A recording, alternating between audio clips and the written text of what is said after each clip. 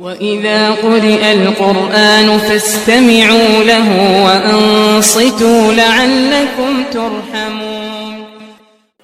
أعوذ بالله من الشيطان الرجيم. بسم الله الرحمن الرحيم. قل هو الذي. सूरा मुल्क का यह तीसरा और आखिरी पाठ है। कुल हुवल्लज़ी अंशअकुम वजअल लकुमुस समअ वल अबसार वल अफ़इदा क़लीलन मा तशकुरून। قل هو الذي أنشأكم وجعل لكم السمع والأبصار والأفئدة قليلا ما تشكرون. قل هو الذي ذرأكم في الأرض وإليه تحشرون.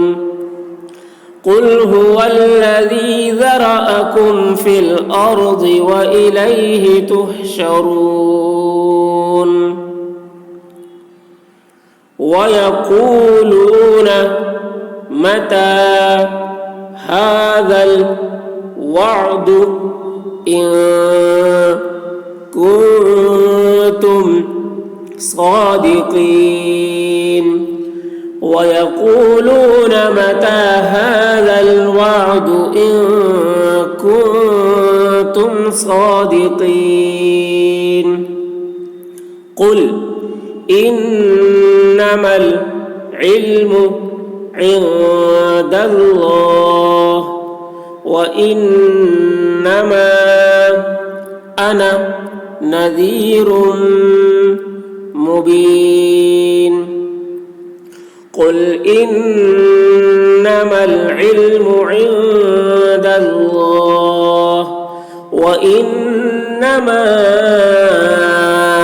أنا نذير मुबीन। अना में अलिफ को नहीं पढ़ा जाएगा, इस वजह से ऊपर में गोल निशान दिया गया है। इसका मतलब है ये अलिफ नहीं पढ़ा जाएगा, यानी अना लिखा हुआ है अलिफ के साथ में, लेकिन इसको बगैर अलिफ के पढ़ेंगे, अना ऐसे पढ़ेंगे, अना जल्दी पढ़ेंगे। अना नज़ीरुम मुबीन। फलम्मा रअौहु ज़ुल्फ़तन सीअत वुजूहुल लज़ीना कफ़रू वक़ील हाज़ा अल्लज़ी कुन्तुम बिही तद्दऊन। फलम्मा रअौहु ज़ुल्फ़तन सीअत वुजूहुल लज़ीना कफ़रू वक़ील हाज़ा अल्लज़ी कुन्तुम बिही तद्दऊन। قل أرأيتم إن أهلكني الله ومن معي أو رحمنا فمن يجير الكافرين من عذاب أليم. قل أرأيتم إن أهلكني الله ومن معي أو رحمنا فمن يجير الكافرين من عذاب أليم. قل هو الرحمن آمنا به وعليه توكلنا فستعلمون من هو في ضلال مبين. कुल हुवर्रहमानु आमन्ना बिही व अलैहि तवक्कलना फसतअलमून मन हुव फी ज़लालिम मुबीन। कुल अरअयतुम इन अस्बह माउकुम गौरन फमन यअतीकुम बिमाइन मईन।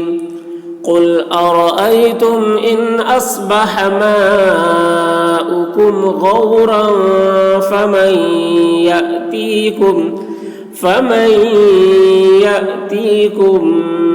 बिमाइन मईन। ये सूरा मुल्क मुकम्मल हो गया। अब इसके बाद दूसरी सूरा शुरू करेंगे। तो सूरा मुल्क ये रोज़ाना रात के वक्त पढ़नी चाहिए। इसकी फजीलत है कि जो शख्स पढ़ता है अल्लाह उसको अज़ाब कब्र से उसकी हिफाजत फरमाते हैं। ये सूरा मुल्क खुद उसके लिए पर्दा बन जाता है कब्र के अंदर और अज़ाब से हिफाजत करती है ये सूरत। तो इस सूरत को पढ़ने का मामूल बनाना चाहिए रात के वक्त में।